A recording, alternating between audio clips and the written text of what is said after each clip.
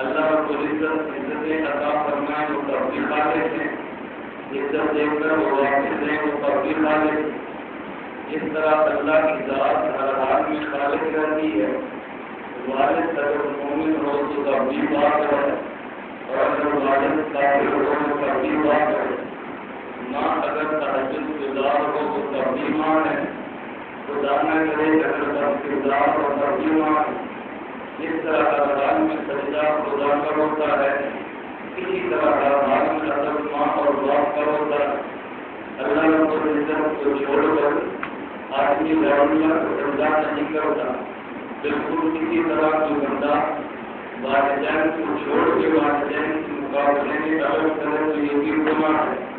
حدیث مبارک میں ہے نبی کریم صلی اللہ علیہ وسلم نے جہاں علامات قیامت کی اشارت فرمائی ہے، ان میں ایک قیامت کی نشانی یہ بھی ہے کہ کوئی بندہ اپنے باپ کی نافرمانی کرے اور اپنے دوستوں سے پیار کرے۔ باپ کے مقابلے میں دوستوں کو ترجیح دینا، یہ علامات قیامت اور قیامت کی نشانیوں میں سے۔ اللہ رب العزت مجھے اور آپ کو سے محفوظ رکھے۔ اللہ ہمیں سجدہ خدا کو کرنے کی توفیق عطا فرمائے، اور ادب اللہ ہمیں والدین کا کرنے کی توفیق عطا فرمائے۔ اس آیت کریمہ میں اللہ رب العزت نے والدین کا تذکرہ فرمایا کہ ہم نے والدین کا ادب کرنا ہے۔ جہاں ہم نے والدین کا ادب کرنا ہے، اس سے بڑھ کے ادب حضرت آدم کا ہے۔ جہاں حضرت آدم کا ادب ہے، اس سے بڑھ کے ادب خاتم الانبیاء محمد رسول اللہ کا ہے۔ اس کی وجہ کیا ہے؟ والدین کا ادب اس لیے کرتے ہیں، والدین کی وجہ سے مجھے اور آپ کو حضور ملا ہے۔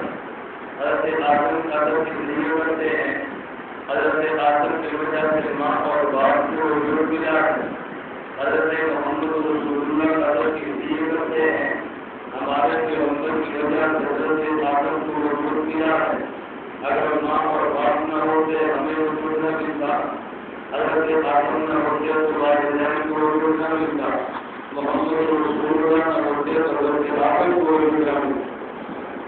تو جہاں والدین کا ادب ہے، اس سے بڑھ کے حضرت آدم کا ادب ہے، اور اس سے بڑھ کے حضرت محمد رسول اللہ کا ادب ہے۔ والدین کا ادب کیوں؟ ہمیں حضور والدین کی وجہ سے ملا ہے، اور حضرت آدم کا ادب کیوں؟ ان کی وجہ سے حضور والدین کو ملا ہے۔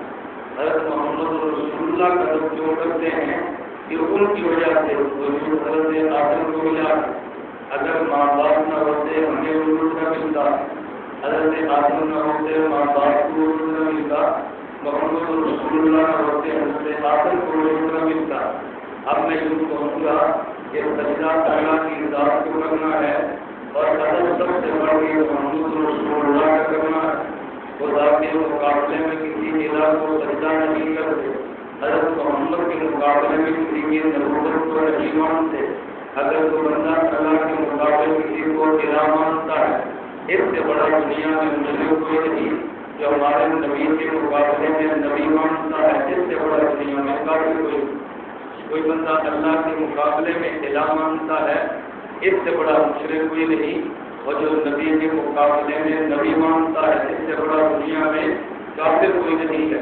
بلکہ میں ایک بات بطور دلیل یہ کروں گا کہ جو حضور اکرم کو آخر امت نبی مانتا ہے، اسے حلال زیادہ کہتے ہیں۔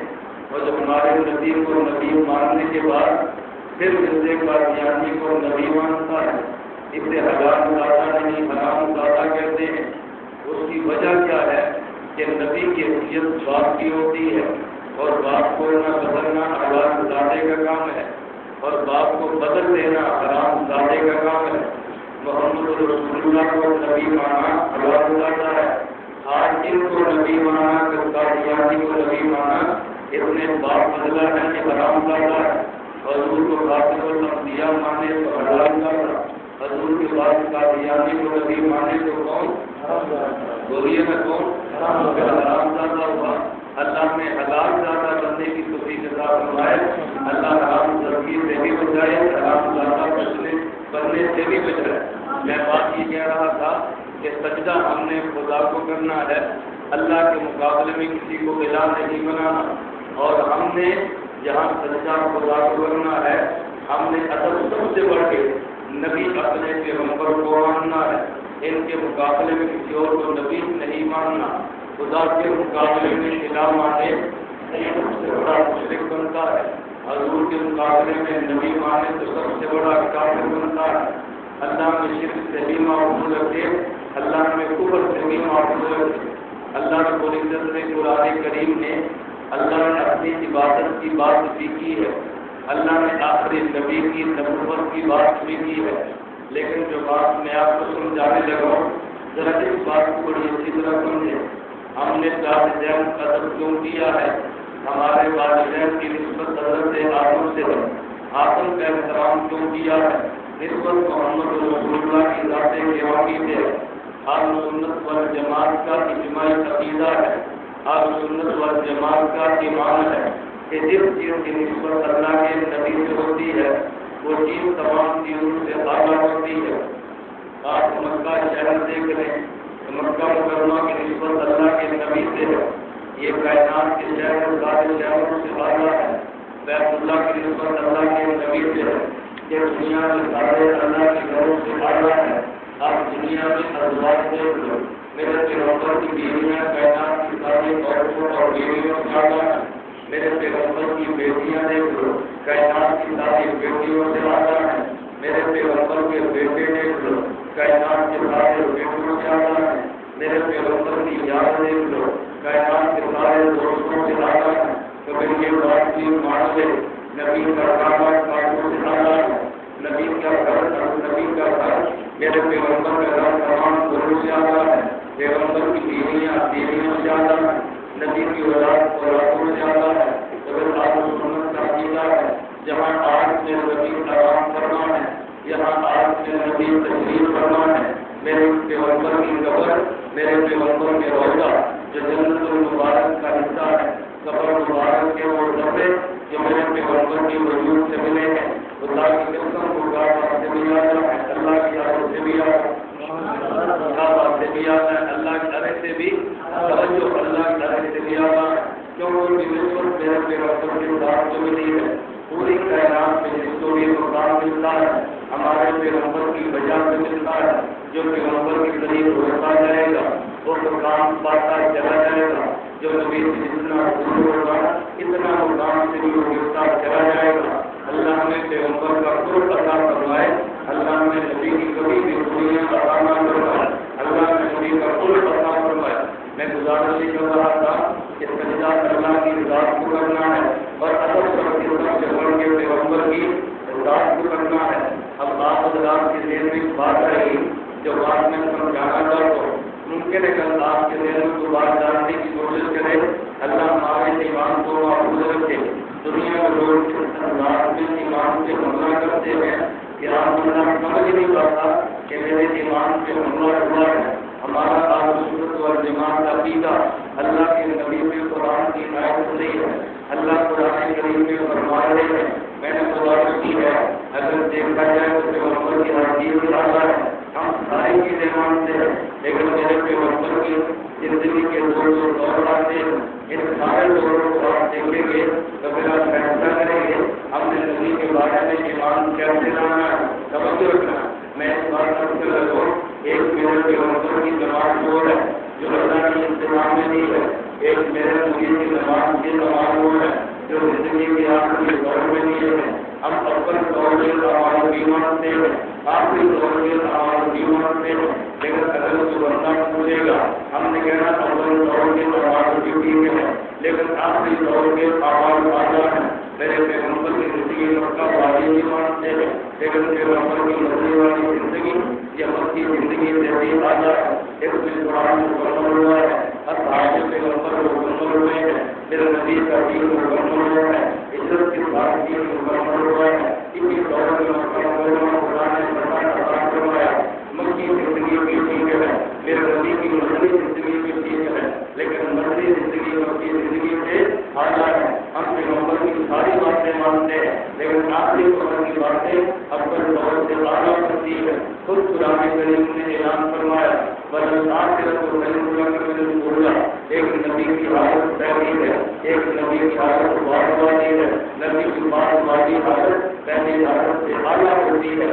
آپ نے سنا ہوگا ایک ایمان نبی کا ہوتا ہے، ایک ایمان نبی کا ہوتا ہے، ایک ایمان فرشتے کا ہوتا ہے، فرشتے کا ایمان نہ بڑھتا نہ کم ہوتا ہے، ایک جگہ پہ رہتا ہے، ان کی کا ایمان کبھی بڑھ جاتا ہے کبھی کم ہوتا ہے، اور نبی کا ایمان ہمیشہ بڑھتا ہے۔ پیغمبر کی آخری حالت پہلی حالت سے اعلیٰ ہوتی ہے۔ تو پھر دوستوں میں ہم یوں کہیں گے ایک نبی کی حیات دنیا والی ہے، ایک نبی کی حیات برتن والی ہے، ایک نبی کی حیات دنیا والی ہے، ایک پیغمبر کی حیات قبر والی ہے۔ حیات دنیا والی پہلے ہے اور قبر والی حیات بعد ہے۔ ہم یوں کہیں گے ایک پیغمبر کی حیات جو ہے حضرت آمنہ کے پیٹ والی ہے، ایک حیات پیغمبر کی وہ ہے جو مکہ مکرمہ تک زمین والی ہے، ایک نبی کی حیات وہ ہے جو مدینہ منورہ کے ہونے والی ہے۔ ہم کہتے ہیں پہلی حیات کی برکت والی ہے، لیکن دوسری حیات اعلیٰ ہے، تو مجھے یہ بات ماننی پڑے گی نبی کی حیات دنیا والی کی برکت والی ہے، لیکن قبر والی حیات دنیا کی حیات سے اعلیٰ ہے۔ ہم یہ حیات بھی مانتے ہیں اور وہ حیات بھی مانتے ہیں، ہم یہ حیات بھی مانتے ہیں وہ حیات بھی مانتے ہیں۔ یہ حیات نہ مانے تب بھی بے ایمان، اور وہ حیات نہ مانے تب بھی بے ایمان۔ لیکن اس حیات کو نہ مانے تو بے ایمان چھوٹے درجے کا ہے، اس حیات کو نہ مانے تو بے ایمان بڑے درجے کا ہے۔ کیوں؟ جب چھوٹی حیات کا انکار کرے گا تو بے ایمان چھوٹے درجے کا ہوگا، اور جب بڑی حیات کا انکار کرے گا تو بے ایمان بڑے درجے اور نہ بے ایمان بڑے درجے کا ہوگا۔ ہم پیغمبر کی یہ حیات بھی مانتے ہیں، ہم پیغمبر کی وہ حیات بھی مانتے ہیں، ہم پیغمبر کی یہ نماز بھی مانتے ہیں، ہم پیغمبر کی وہ حیات وہ نماز بھی مانتے ہیں، ہم پیغمبر کی یہ عبادت بھی مانتے ہیں، ہم پیغمبر کی وہ عبادت بھی مانتے ہیں۔ میں بات سمجھا رہا تھا نا، وجہ کیا ہے؟ اس زندگی کی عبادات کو لوگوں نے دیکھا ہے، قبر کی عبادات کو لوگوں نے دیکھا نہیں ہے۔ جس کو دیکھا جائے اس کو ماننا آسان ہوتا ہے، اور جس کو نہ دیکھا جائے اس کو ماننا مشکل ہوتا ہے۔ جس کو دیکھا جائے اس کو ماننا آسان ہوتا ہے، اور جس کو نہ دیکھا جائے اس کو ماننا مشکل ہوتا ہے۔ تو جو اس کو آسان ہو اس کو ماننے پر پھر مقام بھی کم ہوتا ہے، اور جس کو ماننا مشکل ہو اس کو ماننے پر مقام بھی بڑا ہوتا ہے۔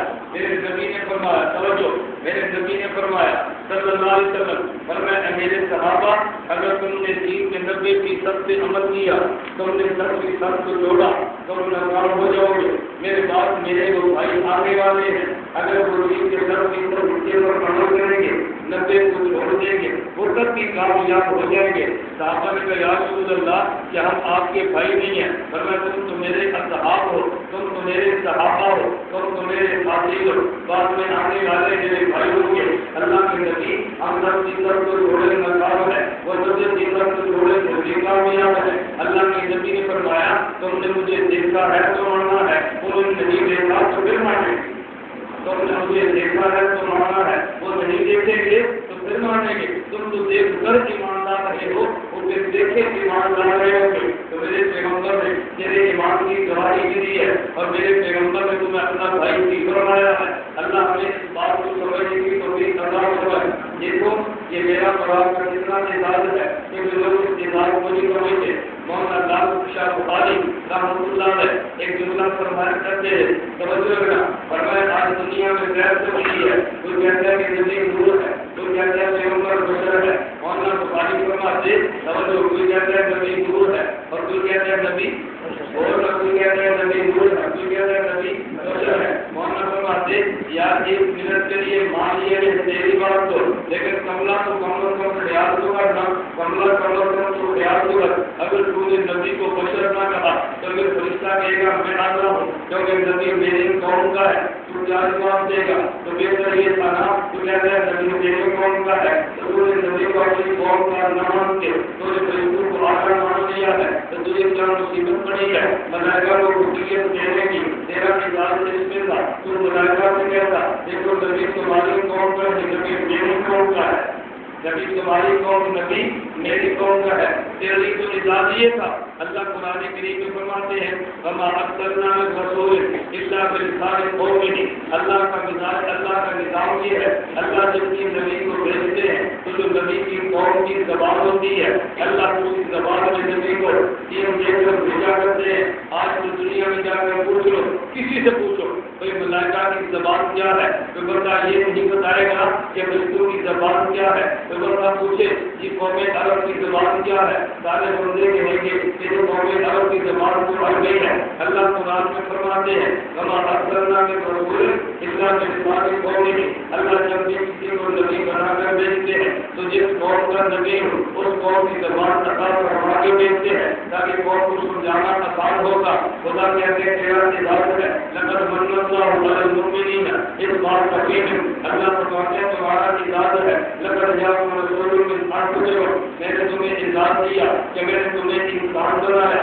نبی کو انسان بنایا، تمہیں ملازم طاقت بنایا، نبی کو ملازم طاقت بنایا، دیکھو میں نے تمہیں بشر بنایا، نبی کو ملازم بشر بنایا، یہ تو میں نے تمہیں اجازت دیا ہے۔ یہ کہتے ہیں نا میں اجازت نہیں دیتا، میں کہتا ہوں اجازت تو لینا چاہیے۔ ایک بندہ صبر سے کہتا ہے اور دیکھو بھائی ایم ایل اے میری قوم کا ہے، ایم پی اے میری قوم کا ہے، فلاں وزیر میری قوم کا ہے، لوگ اس کو اجازت سمجھتے ہیں۔ خدا نے نبی انسان بنا کے تجھے اجازت دیا ہے۔ ادھر اللہ نے قرآن میں اعلان یوں فرمایا اتنی جانے میں نفس خلیفہ، میں نے فرشتوں کو نہیں میں نے انسان کو خلیفہ بنایا ہے۔ ادھر اللہ یوں فرما رہے ہیں خدا نے خلافت دے کے تجھے اجازت دیا ہے، محمد رسول اللہ تیری فکر سے پیدا کر کے خدا نے تجھے اجازت دیا، اللہ نے ہمیں اجازت دیا، ہمیں خلافت بھی دی ہے۔ اللہ نے نبی کو ہمارے لیے سننے سے بھی بنایا ہے۔ دعائیں کرو اللہ نے اس خلافت کی امور کی توفیق دی عطا فرمائے، اللہ شیطان والے کام سے بچائے، اللہ رحمان والے کام کرنے کی توفیق عطا فرمائے۔ خیر جو بات میں سمجھا رہا تھا کوئی بندہ تجھے کہے گا اور دیکھو جی عجیب بات ہے، اللہ قرآن کریم میں یوں فرماتے ہیں کہ دیکھو تمہیں اصل والدین کا کرنا ہے، اور تمہارے والدین نے کہا کہ جب والدین کا کرنا ہے تو نبی کا پڑھ کے کرنا ہے۔ اس آیت میں تو یہ لکھا تھا کہ تمہیں آیت کا مسئلہ کیسے نکالنا ہے، میں نے کبھی آیت کا مسئلہ ضرور تھا لیکن تم مسئلے کو سمجھا نہیں ہے۔ میں ایک مثال دیتا ہوں تاکہ ذرا آپ کو بات سمجھ آئے۔ آج سنت والجماعت کا عقیدہ ہے کہ انبیاء قبروں میں زندہ ہیں، انبیاء قبروں میں انبیاء قبروں میں نبی کو قبر میں زندہ مانتا ہے۔ آج سنت والجماعت ہے جو نبی کو قبر میں زندہ نہیں مانتا وہ آج بدعت ہے۔ ہمارا عقیدہ ہے انبیاء قبروں میں بولیے انبیاء قبروں میں یا پھر لوگ دلائل مانگتے ہیں، دلائل اور بھی ہیں لیکن جب ہم ایک دلیل دیتے ہیں ذرا اس کو سمجھنا۔ اللہ قرآن کریم میں فرماتے ہیں وَلَا تَقُولُوا لِمَن يُقْتَلُ فِي سَبِيلِ اللَّهِ أَمْوَاتٌ بَلْ أَحْيَاءٌ وَلَٰكِن لَّا تَشْعُرُونَ۔ دیکھو اللہ کے راستے میں قتل ہو جائے اس کو مردہ نہ کہنا بلکہ اسے زندہ کہنا، اس کو مردہ نہ کہنا اسے آپ بتاؤ اللہ کے راستے میں قتل جسم ہوتا ہے یا روح ہوتی ہے؟ وہی جسم ہوتا ہے یا روح ہوتی ہے؟ تو اللہ کیا فرماتے ہیں جسم کو زندہ کہنا یا روح کو زندہ کہنا؟ اللہ فرماتے ہیں زندہ کسے کہنا؟ جسم کو زندہ کہنا۔ اب قرآن کریم میں ہے کہ دیکھو مقتول کو مردہ نہ کہنا، مقتول کی سبیل اللہ کو زندہ کہنا۔ حکیم الامت مولانا اشرف علی تھانوی اللہ کی قبر سے کروڑ رحمتیں نازل فرمائے، اس کے ابدیت کے ناطے کا جوہر حضرت حکیم الامت مولانا اشرف علی تھانوی فرماتے ہیں شہید کو مقتول کی سبیل اللہ کہتے ہیں اور نبی کو مقتول زندہ کہتے ہیں۔ شہید جان دیتا ہے اللہ کے راستے کو دیکھ کر، نبی جان دیتا ہے اللہ کو دیکھ کر، جو خدا کو دیکھے اور جان دے اور مقبول باللہ ہے، جو خدا کے راستے کو دیکھے اور جان دے وہ مقبول کی سبیل اللہ ہے، تو جس نے خدا کے راستے کو دیکھا اور جان دی ہے جب وہ زندہ ہے تو جو خدا کو دیکھ کر جان دیتا ہے وہ اس سے بڑھ کے زندہ ہے، وہ سب سے بڑھ کے زندہ ہے۔ جو خدا کے راستے کو دیکھے اور جان دے جب وہ زندہ ہے، اور جو خدا کو دیکھ کر جان دے وہ اسے بڑھ کے زندہ ہے۔ توجہ رکھنا، تو قرآن نے شہداء کی بات کی ہے، ہم نے کہا جب شہید زندہ ہے تو نبی بڑھ کے زندہ ہے۔ میں بات سمجھا رہا تھا، اب لوگ کہتے ہیں وہ جب اللہ کے نبی زندہ ہے اللہ قرآن میں جو فرما دیتے الانبیاء احیاء فی قبورہم، اللہ صاف فرما دیتے نبی قبر میں زندہ ہے۔ تم نے کہا یہ شہید کو زندہ فرمایا، ہم نے اس سے نبی کی حیات سمجھی ہے تو سیدھا ڈائریکٹ فرما دیتے نبی زندہ ہے۔ میں نے کہا اگر اللہ ڈائریکٹ فرما دیتے نبی زندہ ہے تو شہید کی زندگی کیسے سمجھ آتی؟ لوگوں نے کہنا تھا اور یہ جس کو لڑکا مزدور کے گاڑی بھی نہیں تھی، یہ نماز بھی نہیں پڑھتا تھا، تو کیا افغانستان جا کے شہید ہو گیا اور زندہ ہوا؟ کیا ایسے لوگ بھی زندہ ہوتے ہیں؟ اب آج کہتے ہیں نبی زندہ ہے، لوگ کہتے ہیں کہ نبی تو بڑا ہے، اس کی زندگی تو سمجھ آتی ہے، ہم اس کو زندہ کیسے مانے؟ تو جس کی زندگی سمجھ آتی ہے خدا نے اس کا تذکرہ نہیں کیا، جس کو تھوڑی زندہ سے نہیں ماننا تھا خدا نے اس کا تذکرہ کیا ہے کہ دیکھ گاڑی بھی نہیں رکھتا تھا، نماز بھی نہیں پڑھتا تھا، یہ روزے بھی نہیں رکھتا تھا، لیکن اللہ کے راستے میں جان دے دیا ہے تو میں خدا کی دعوت دیتا ہوں کہ یہ مستقل زندگی پا جاتا ہے۔ ہم دیکھیں کہ کسی کھاتے میں نہیں تھا، شہادت سے اس کو زندگی مل جاتی ہے، تو سب سے بڑا مقام مضبوط کرتا ہوں، بتاؤ کہ زندگی کیوں نہیں، بتاؤ کہ زندگی کیوں نہیں ملتی؟ نبی کی زندگی بتاتے تو شہید کی سمجھ نہیں آنی تھی، خدا نے شہید کی زندگی بتائی ہے تو نبی کی زندگی سمجھ آئی ہے۔ میں بات یہ بتا رہا تھا کہ سجدہ خدا کو کرنا ہے اور ادب والدین کو کرنا ہے، والدین سے بڑھ حضرت آدم کا کرنا ہے اور آدم سے بڑھ حضرت محمد رسول اللہ کا کرنا ہے۔ ہمارا اہل سنت والجماعت کا یہ نظریہ ہے، ہم دنیا میں کسی بھی چیز کو مقام دیتے ہیں، ہم اس کا نبی سے تعلق تیز کر دیتے ہیں، جس کا تعلق نبی سے زیادہ ہوگا اتنا اس کا مقام بھی زیادہ ہوگا۔ لیکن اگر دیکھے جائے تیرے سر کے بال جنہیں بھی بال کہتے ہیں اور چہرے کے بالوں کو بھی بال کہتے ہیں، اب بتا اگر تمہارا سر کے بال موڑ کے پھینک دے تو گنجائش ہے، لیکن چہرے کے بال کو موڑے تو کوئی گنجائش نہیں بچا۔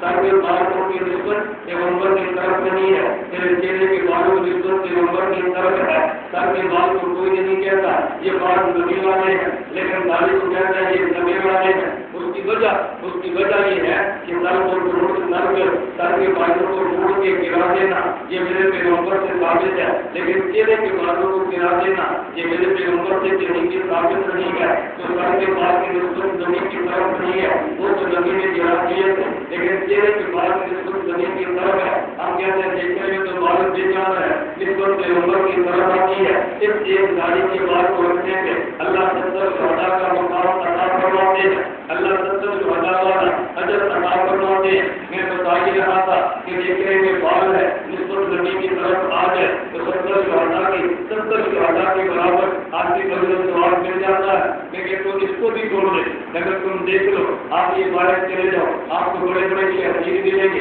ان کا کوئی مقام نہیں ہے، بڑے بڑے پیچھے درخت ملیں گے، ان درختوں کا کوئی مقام نہیں ہے، لیکن ایک بندہ آپ نے دیکھا ایک چھوٹی سی ٹہنی کاٹی ہے، ایک بارش کے برابر وہ لگتی ہے، اس بارش کو لایا ہے، اس کو صاف کرتا ہے، اس کو جیب میں رکھ رہا ہے، اور کبھی جیب میں مستقل اس نے الگ جیب بنائی ہوتی ہے۔ ہم نے یہ جیب کس لیے ہے؟ کہتا ہے یہ مسواک ہے۔ بھائی یہ جیب ہمارے پاس لکڑی کون سی ہے؟ کہتا ہے یہ مسواک ہے۔ ہم نے اتنے بڑے بڑے قیمتی درخت ہے، آپ نے دیکھا پیاز کا درخت کتنا قیمتی ہے، ایک روز کی قیمت کوئی نہیں ہوتی، چیز کا درخت کتنا قیمتی ہے، اور کوئی بندہ چننے کے لیے تیار نہیں ہے، لیکن ایک بڑی لکڑی کاٹ دے اس لکڑی کو چوڑ بھی جا رہا ہے، اس کو سنبھالنا بھی جا رہا ہے، اچھی جگہ پہ رکھا بھی جا رہا ہے۔ ہم نے پوچھا جلدی قیمت کیوں بنی ہے؟ کہتے لکڑی نہیں یہ مسواک ہے، جب میرے پیغمبر کی سنت ہے تو میں نے ایک بارش اگر بن رہی ہو جس کی نسبت پیغمبر کے ساتھ مل جائے تو میرے یہ زمین کے لیے آدمی کے منہ میں آتا آیا کرتی ہے،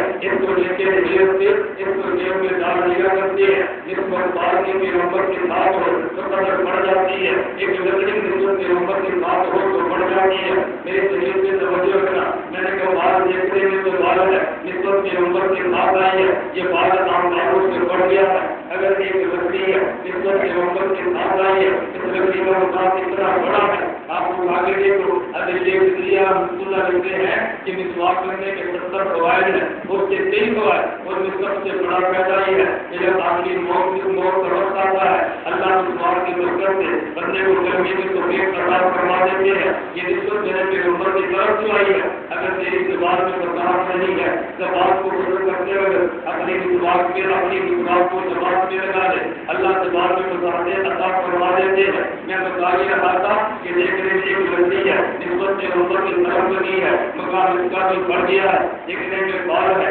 نسبت پیغمبر کی طرف آئی ہے، اس کا مقام بھی بڑا ہے۔ میں اس سے بڑھ کی بات کہتا ہوں، لوگ تو اس کی بات کرتے ہیں، میں نے پیغمبر کی روایات میں پڑھا ہے، حضرت انس بن مالک کی والدہ کو دیکھا ہے، انس بن مالک کی والدہ کو ہم نے کتابوں میں دیکھا، انس بن مالک رضی اللہ عنہ کی والدہ کو ہم دیکھتے ہیں، ان کے بعد چھوٹوں کی شیشی پڑی ہے، بھائی شیشی کون سی ہوتی ہے. انہوں نے کہا جب میں کسی تقریب میں جاتی ہوں یا ماں خواتین ہوتی ہیں ان میں تھوڑا سا اس میں سے تھوڑا سا خوشبو کو نکال کے اپنے جسم میں مل لیتی ہوں اور مدینہ منورہ میں اس کی بڑی خوشبو کوئی نہیں ہوتی. ہم نے پوچھا انس بن مالک کی والدہ یہ خوشبو کہاں سے لائی ہے؟ اس نے کہا خوشبو نہیں ہے یہ تو میرے پیغمبر کے بدن سے مختلف ہونے والا وہ پاتی ہے جسے تم مدینہ کہتے ہو جسے کائنات سے بہتر خوشبو کہتے ہیں. لیکن مدینہ پیغمبر کی ذات سے لگتا ہے کائنات کے سب سے اعلیٰ خوشبو والا بن جاتا ہے. مسواک پیغمبر کی ذات کے ساتھ آتی ہے تمام طرفوں سے آگے نکل جاتی ہے. داڑھی کا بال پیغمبر کی طرف منسوب ہوتا ہے کائنات کے سارے لوگوں سے آگے نکل جاتا ہے. میرا دوست مجھے تو بتا توجہ رکھنا لیکن تو وہاں دنیا میں جگہ تو بڑی تھی لیکن میں نے شروع میں کہا تھا کہ مٹی کے دو ڈبے میرے پیغمبر کی وجود کے ساتھ ملے ہیں وہ خدا کے طرف سے نکالنا ہو جاتے ہیں. پھر مجھے کی دوست مجھے تو بتا اگر یہ لکڑی پیغمبر کی طرف آئی ہے تو تمام طرفوں سے آگے نکلی ہے بال میرے پیغمبر کی طرف منسوب ہوا ہے تو دنیا کے سارے بالوں سے آگے بڑھا ہے.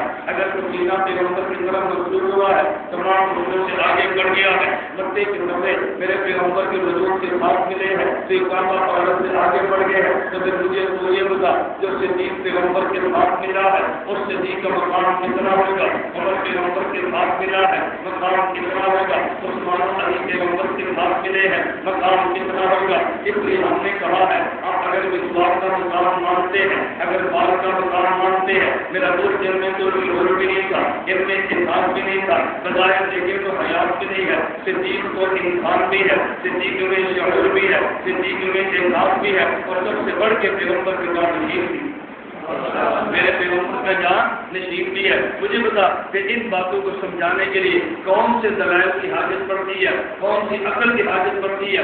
میرے ایک جملے کو یاد رکھنا آج لوگ حضرت ابوبکر صدیق رضی اللہ عنہ اور پیغمبر کی ذات کو دیکھ کے کبھی بحث کرتے ہیں. میں اس بات کے لیے توجہ دیکھنا آپ میرے نبی کی پوری زندگی دیکھ لو ہمارا اہل سنت والجماعت کا نہیں یہ تو دنیا بھر کا جو اسلام کا دعویٰ کرتا ہے مسلمان ہو یا نہ ہو اسلام کا دعویٰ کرتا ہوں اس کا بھی نظریہ یہی ہے کہ اللہ کے نبی کے دور میں اگر کوئی منافق ہوتا میرے نبی پر ضرورت آ جاتی اللہ بتا دیتے یہ میرا محمد منافق ہے اس کو اپنی ذات سے دور کر دے میرے نبی اس کو دور ہٹا دیا کرتے ہیں. لیکن عجیب بات یہ ہے جب سے صدیق نے نبی کا چلنا پڑا ہے کوئی دور ایسا نہیں ملتا میرے نبی نے صدیق کو الگ کیا ہو ایسے بڑے سفر نہیں ملتے میرے پیغمبر نے الگ کیے ہو ہاں ایسا کبھی نہیں ہوا بلکہ آپ نے سنا اور پڑھا ہے. اگر ایک دور ایسا ہے میرا نبی مکہ چھوڑنے لگا ہے ادھر میں نبی کے پاس مکے والوں کی امانتیں پڑی ہیں ادھر میں نبی کا وجود کا مسئلہ ہے ادھر امانتیں مکے والوں کی ہے ادھر میرے پیغمبر کا وجود ہے نبی مکہ سے جانے لگے ہیں تو میرے نبی نے امانتیں مکے والوں کی علی المرتضیٰ کو دی ہے اور جب نبی مکہ سے مدینہ جانے لگے ہیں تو میرے خدا کی امانت محمد رسول اللہ ہے یہ اللہ نے صدیق کو دی ہے. مکے والوں کی امانت کی حفاظت میں خدا نے محمد نے علی کو لگا دیا ہے اور وہ اپنی امانت کی حفاظت سے میرے خدا نے صدیق کو لگا دیا ہے. اس کا معنی یہ ہے کہ میرے پیغمبر اعتماد علی پہ کرتے تھے ہم نے بھی اعتماد کیا ہے میرے نبی اعتماد صدیق کی ذات پہ کرتے تھے تو مجھے اور آپ کو بھی صدیق کی ذات پہ اعتماد کرنا چاہیے. جو بات میں سمجھا رہا تھا کہ اگر صدیق اکبر الیاس باللہ ایک سزا کی نفاق کا ہوتا وہیں آ جاتی جبریل آ جاتا نبی کو بتا دیا جاتا نبی اس کو جدا کر دو لیکن کیسے جدا کرتے؟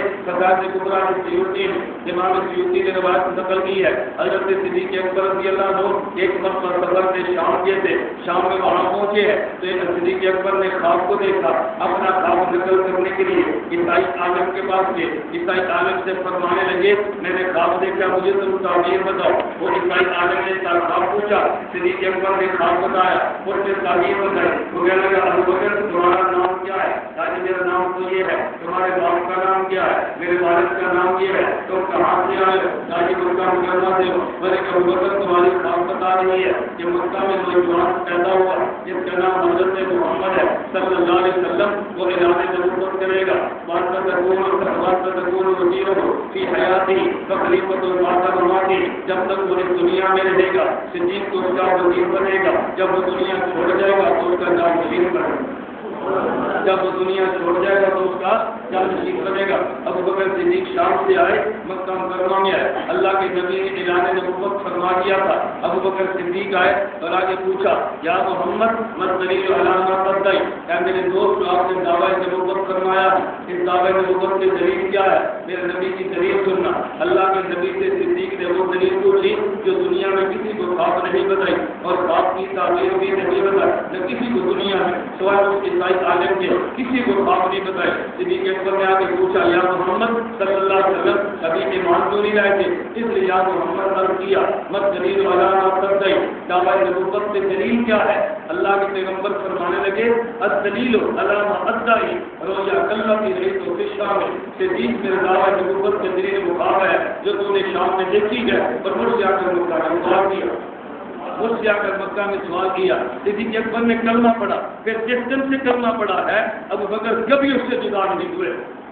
میرے مقصد کے دوست کو مجھے تم بتاؤ، آدمی دوست اس سے بتاتا ہے جس پر اعتماد کرتا ہے، جس پر اعتماد نہ ہو کبھی بندہ دوست نہیں بتاتا، کبھی نہیں دوست بناتا۔ تو اپنے دوست پر اعتماد کرتا ہے، لیکن میرا محمد جس پر اعتماد کرے میں اس کو پیغمبر کا دوست نہیں کہوں گا، تو اسی کو دوست بناتا ہے جس پر تجھے اعتماد ہوگا۔ میرے نبی نے اسے دوست بنایا ہے جس پر میرے محمد کو اعتماد ہے، اور اتنا اعتماد کیا کہ جب مکے والوں نے انعام لگا دیا، اور انعام کیا لگایا؟ انہوں نے کہا جو حضور کا سر لائے گا اسے بھی 100 اونٹ دیں گے، صدیق کا سر لائے گا اسے بھی 100 اونٹ دیں گے۔ میں کہتا ہوں ہاں اللہ نے کافر کی زبان سے دونوں کا انعام ایک لگا کے بتا دیا کہ یہ پیغمبر دنیا سے جائے گا تو وہ جانشین بنے گا، تبھی انعام اتنا اس کا ہے اتنا انعام جس کا دونوں کا انعام ایک جیسا لگوا دیا۔ صدیق کا سر لاؤ گے تب بھی 100 اونٹ دیں گے، حضرت محمد کا سر لاؤ گے تو بھی 100 اونٹ دیں گے۔ لیکن صدیق اکبر توجہ، میں جملہ کہنے لگا صدیق اکبر تو ہمارا وقت کا ساتھی تھا، اس کا بھی کچھ نہیں جا ہے۔ روایات میں واقعہ آتا ہے کہ ایک شخص سراقہ بن مالک، اس نے حضور کے بارے میں سنا، اس کے سنا حضور کے بارے میں فلاں جگہ سے نبی اور ایک دوسرا جا رہا ہے، ادھر حجاب کا انعام سنا، سراقہ گھوڑے پہ بیٹھا اور اس گھوڑے کو سر پر دوڑاتا ہوا وہاں پہنچا۔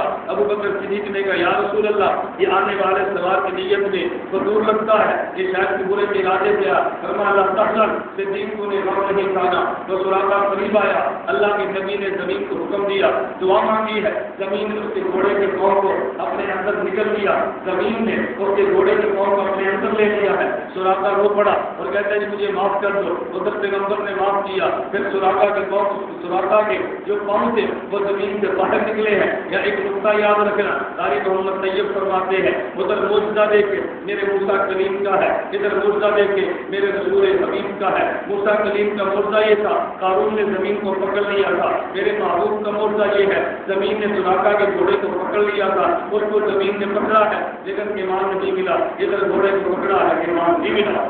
مورچے کا ضرور تو دونوں کا ہوا ہے لیکن وہ کفر میں مرا ہے، یہ ایمان میں آ گیا ہے۔ توجہ رکھنا، سراقہ بن مالک نے دیکھا، اس نے فوراً کہا حضور میں کلمہ پڑھتا ہوں مجھے معاف کر دیجیے، میں جانے لگا۔ سراقہ واپس جا رہا تھا کہ حضور اللہ کے پیغمبر نے فرمایا سراقہ سن لے آج مکے والے میرے بارے میں بات کہتے ہیں، مجھے تلاش کر رہے ہیں، لیکن ایک وہ دور آئے گا جب سراقہ تیرے ہاتھوں میں ایران کو کسرا کے بادشاہ ہوگی، ایک بات سے کم نہ رہیں گے۔ سراقہ حیران ہو گیا، وہ دور بھی آئے گا۔ انہوں نے کہا جی ہاں کہا سب سے مجھے لکھ دیجیے، مجھے لکھ دیجیے۔ سراقہ بن مالک کو تاریخ دے دیجیے۔ سراقہ بن مالک مکہ گئے ہیں، ابو جہل نے پوچھا کہاں گیا تھا؟ اس نے کہا جو تو نے انعام رکھا میں تلاش کے لیے گیا تھا۔ اس نے کہا تو نے دیکھا ہے؟ کہا بالکل دیکھ کر آ گیا ہوں۔ ابو بکر نے کہا بتا دو، کہتا اب بتا نہیں سکتا۔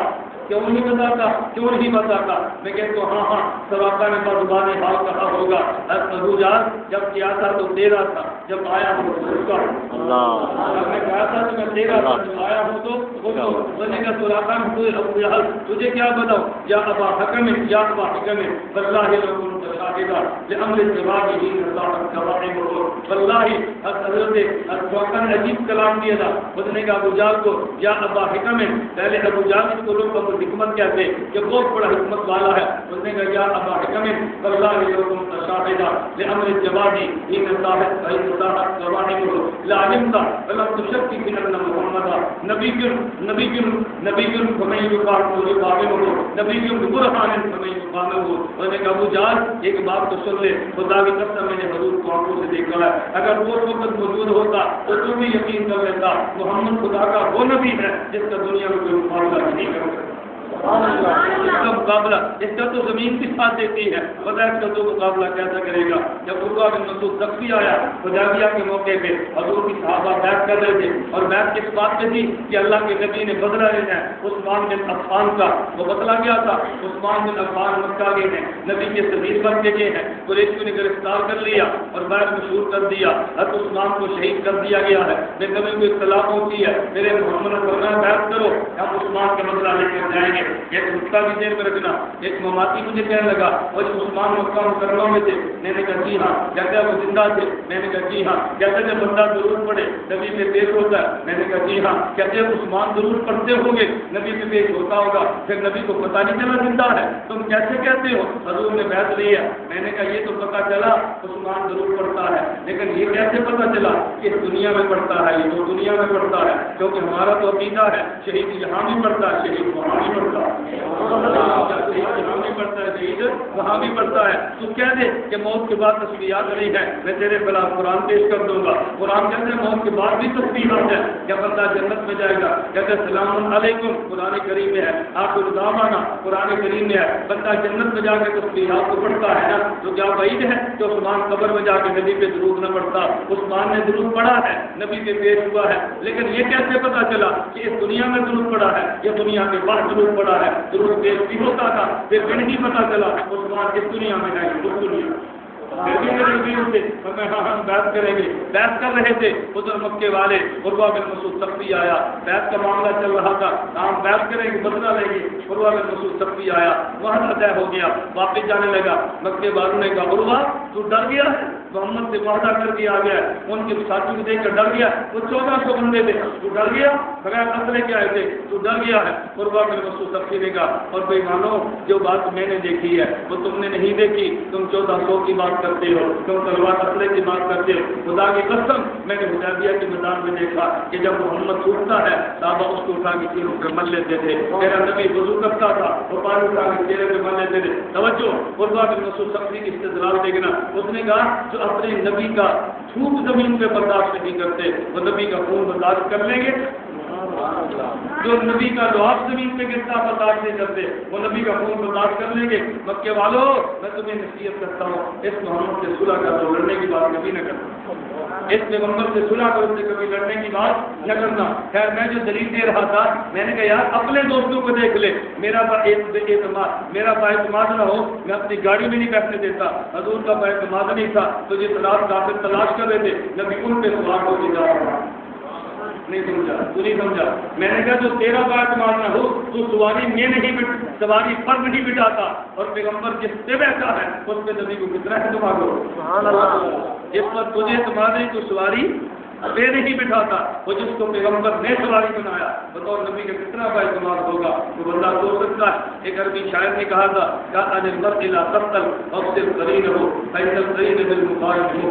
اگر تم نے دیکھنا ہو نا کہ بندہ کیسا ہے، توجہ اس بندے کو نہ دیکھنا، اس بندے کے یاروں کو دیکھنا، بندے کو نہ دیکھنا، بندوں کے یاروں کو دیکھنا۔ جب لوگ کہتے ہیں مطلب دعا کرو میرا پتر ہے تو بول نہیں ہے تو بہت چنگا اور وہ سنگت بری ہے، میں نے کہا چنگا ہوتا تو سنگت بری کبھی نہ ہو، نہیں سمجھا، چنگا ہوتا تو سنگت بری کبھی نہ ہوتی، جو اچھا ہو اس کی سنگت بھی اچھی ہوتی ہے، جس کی سنگت اچھی ہو تو مان لے اچھا نہیں ہے، وہ پورے طور سے اچھا ہے اندر کالا ضرور ہے، وغیرہ کبھی یہ دوستی نہ لگاتا۔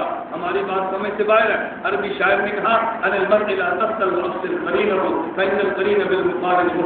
اگر یہ دیکھ رہے ہو نا بندہ کہتا ہے بندے کو نہ دیکھو بندے کے دوستوں کو دیکھو، میں کہتا ہوں ہاں میرے نبی کہتے تھے اگر دیکھنا ہو میرے نبی کے یاروں کو دیکھ لو، میرے نبی کے یار کیسے تھے میرے نبی کو دیکھ لو، نہیں سمجھا، نبی کو دیکھنا ہے نبی کے یاروں کو دیکھ لو، نبی کے یار دیکھنا ہے نبی کو دیکھ لو، اس لیے ہم نے کہا ہمارے نبی بھی اعلیٰ ہے، نبی کے یار بھی اعلیٰ، ہمارے پیغمبر بھی اعلیٰ، پیغمبر کے یار بھی اعلیٰ، نہ پیغمبر کو چھوڑ سکتے ہیں نہ پیغمبر کے یار کو چھوڑ سکتے ہیں۔ ہم نے پیغمبر کو مانا اور اس طرح مانا جیسے پیغمبر بتا رہے ہیں، پیغمبر کے یاروں میں ترتیب کو مانا، اس ترتیب کو مانا جو نبی دے رہا ہے، میرے پیغمبر نے جو ترتیب دی ہے نا اسی ترتیب پر صحابہ چلے ہیں۔ پہلا نمبر ابو بکر کا ہے، دوسرا نام حضرت عمر کا ہے، تیسرا عثمان کا، چوتھا علی کا ہے رضی اللہ عنہ۔ ایک بندہ کہتا ہے نا علی، پہلا نمبر تو علی کا ہے۔ میں نے کہا تیری دلیل کیا ہے؟ کہتا ہے میرا دلیل یہ ہے علی پیغمبر کے صحابی بھی ہے، پیغمبر کے رشتے دار بھی ہے۔ میں نے کہا تیری دلیل کو مان لیا جائے تو پھر یہ تو ہوگا صدیق پیغمبر کا کلمہ وہ بھی ہے، پیغمبر کا رشتے دار بھی ہے. ایک رشتے داری علی کی ہے، ایک رشتے داری صدیق کی ہے، ایک رشتے داری علی کی ہے، ایک عثمان و فاروق کی ہے. توجہ، دونوں میں فرق کیا ہے؟ ایک رشتے دار وہ ہے جسے سسر کہتے ہیں، ایک وہ ہے جسے داماد کہتے ہیں. داماد کو بیٹا کہتے ہیں، سسر کو باپ کہتے ہیں. ابو بکر و عمر یہ پیغمبر کے سسر ہیں. ایک کی بیٹی عائشہ نبی کے گھر میں ہے، ایک کی بیٹی حفصہ نبی کے گھر میں ہے. عثمان و علی کو نبی کا داماد کہتے ہیں. عثمان کے گھر بھی پیغمبر کی بیٹیاں ہیں، علی کے گھر بھی پیغمبر کی بیٹی ہے. سسر کو باپ کہتے ہیں، داماد کو بیٹا کہتے ہیں. اگر باپ اور بیٹا آ جائے تو نمبر اول باپ کا ہوتا ہے یا بیٹے کا؟ اور نمبر اول باپ کا یا بیٹے کا؟ اور میں نے کہا ہم نے دیکھا دو پیغمبر کے سسر ہیں، دو پیغمبر کے داماد ہیں. ہم نے کہا سسر نمبر 1 ہے، داماد نمبر 2 میں آئے گا. لیکن سسر میں ایک سسر صدیق ہے، ایک سسر فاروق ہے. سسر صدیق وہ عمر میں بھی زیادہ ہے، کلمہ بھی پہلے پڑھا ہے. حضرت فاروق عمر میں بھی چھوٹے ہیں، کلمہ باپ سے پڑھا ہے. صدیق کا نمبر 1 ہے، فاروق کا نمبر 2 ہے. ہم نے نبی کے داماد دیکھے ہیں، ایک داماد عثمان کا، ایک داماد علی کا. عثمان کو دیکھا 12 ہے، علی کو دیکھا 11 ہے. عثمان کا نمبر 1 ہے، علی کا نمبر 2 ہے. ہم نے تیری دلیل کے مطابق ترتیب بنائی ہے. صدیق پہلا ہے، فاروق دوسرا ہے، عثمان تیسرا ہے، علی چوتھا ہے. ہم تیری دلیل پہ بات کرتے ہیں بھائی، وہ ایمان والے بھی ہیں، وہ رشتے داری والے بھی ہیں. لیکن رشتے داری کا قیاس تو کرنا، ایک سسر بنا ایک داماد بنا. سسر باپ ہوتا ہے، داماد بیٹا ہوتا ہے. تو بتا سسر کا مقام زیادہ ہے یا بیٹے کا زیادہ؟ تو باپ باپ ہوتا ہے، بیٹا بیٹا ہوتا ہے. صدیق باپ بنا ہے، علی بیٹا بنا ہے، فاروق باپ بنا ہے، اور حضرت عثمان بیٹے بنے ہیں. وہ باپ بڑا ہے، یہ بیٹا چھوٹا ہے. ہم نے 2 باپ کے میں سے بڑے کو پہلا نمبر، چھوٹے کو دوسرا. داماد 2 تھے، دوسرے کو پہلا نمبر، 11 کو دوسرا. کہتے ہیں ایک مرتبہ حضرت فاطمہ زہرا، یہ میں نے واقعہ پڑھا نہیں ہے، میں نے سنا ہے، پڑھاؤ میں گارنٹی سے واقعہ تو حضرت زہرا رضی اللہ عنہا، امی عائشہ رضی اللہ عنہا، ان دونوں کا آپس میں کسی بات سے مکالمہ ہو، کسی آج کسی بات میں مناظرہ کرتے ہیں. امی فاطمہ نے کہا امی عائشہ سے، دیکھو میرا باپ کتنا بڑا ہے، تمہارے باپ کو صدیق کہتے ہیں، میرے باپ کو رسول کہتے ہیں. بڑے باپ کی بیٹی تو بڑی ہوتی ہے. امی عائشہ نے کہا کہ تمہارے باپ کا نام صدیق ہے، میرے باپ کا نام محمد رسول اللہ ہے. جب باپ بڑا ہو تو بیٹی بڑی ہوتی ہے. امی عائشہ نے کہا بیٹی میں اس بات کو مانتی ہوں کہ تیرا باپ بڑا ہے، میرا باپ چھوٹا ہے، لیکن یہ بات بھی دیکھ لے میرا شوہر بڑا ہے، تیرا شوہر چھوٹا ہے. نہیں سمجھے؟ میرا شوہر بڑا ہے، تیرا شوہر تو محمد رسول اللہ ہے، تیرا شوہر علی کا ہے. میں نے کہا دیکھ لو میری بیٹی، میں محمد کے گھر میں ہوں، تو علی کے گھر میں ہے. قیامت کے دن ہوں گے، تیرا ہاتھ علی کے ہاتھ میں ہوگا، میرا ہاتھ محمد کے گھر میں ہوگا. سبحان اللہ. جائیں گے تو علی کے محل میں ہوگی، میں محمد کے محل میں. نعرہ تکبیر. میں نے کہتی تیرا باپ تو تیرا بڑا ہے، لیکن شوہر میرا بڑا ہے. اور بیٹی باپ کے ساتھ نہیں رہتی، بیٹی شوہر کے ساتھ رہتی. ایسے ہے نہیں. اور جب تک بیٹی کا نکاح نہ ہو نسبت باپ کی طرف ہوتی ہے، اور جب شادی نکاح ہو جائے تو پھر نسبت شوہر کی طرف ہوتی ہے. تو دیکھا شوہر دیکھنا کس کا اللہ ہے، تو نے اپنے شوہر کے پاس رہنا ہے، میں نے اپنے شوہر کے پاس رہنا ہے. اس لیے بیٹی میں تجھے مانتی ہوں، تو مجھے مانتی. یہ نہیں کہ نہیں مانتی، یہ محبت کی بات ہے. کون سی بات ہے؟ یہ محبت کی باتیں ہیں. اللہ مجھے اور آپ کو سمجھنے کی توفیق عطا فرمائے. ہم نبی کو بھی مانتے ہیں، نبی کی یاد کو بھی مانتے ہیں، پیغمبر کو بھی مانتے ہیں، اصحاب کو بھی مانتے ہیں، پیغمبر کو بھی مانتے ہیں، ازواج کو بھی مانتے ہیں، پیغمبر کو بھی مانتے ہیں، آپ کو بھی مانتے ہیں. آدمی باپ کو مانے تو آپ کو مانے، اس سے بڑا کوئی امام کون ہوگا؟ آدمی شوہر کو مانے، بیوی کو نہ مانے، اس سے بڑا کوئی امام کون ہوگا؟ وہ جی میں تمہارا احترام کرتا ہوں، تمہاری بیوی کا نہیں کرتا. میں کہتا ہوں کچھ حیا کرو. جو دنیا میں غیرت والے ہیں وہ لوگ کہتے ہیں یہ ہو سکتا ہے میں تیرا احترام نہ کروں، یہ نہیں ہو سکتا تیری بیوی نے کرو تو اور ہوتا. نہیں سمجھا؟ کہتے ہیں میں حضور کا کرتا ہوں، بیوی کا نہیں کرتا. ارے کیسے تم کا اصل لوگوں، دنیا میں غیرت والے لوگ عورت کو مقام ضرور دیتے ہیں. مردوں سے اختلاف ہو بھی جائے عورتوں سے اختلاف نہیں کرتے. نہیں سمجھا؟